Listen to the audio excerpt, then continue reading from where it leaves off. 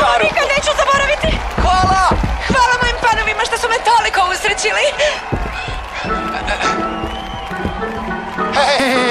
Dobro, društvo, listen to me, slušajte me!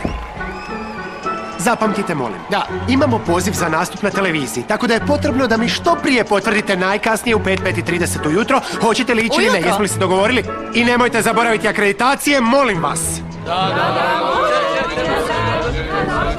Halo, Violeta? Oprosti što sam te toliko zasjenila, bila si nevidljiva. Bila si izvrsna, Ludmila, čestitam ti. Hvala ti. Ljubavi, ovo je bio najbolji rođendan. Da? Društvo, jako vas molim, bili ste nevjerojatni! Oduševili ste, zasjali se ja, zasjali! Šta se događa s tobom? Iskreno, nisam dobro. Ali ne možete zašto brinuti, Fran, jer to nema veze s tobom, najozbiljnije. Dobro? U redu? Jako te volim. Ja tebe, ali ne znam.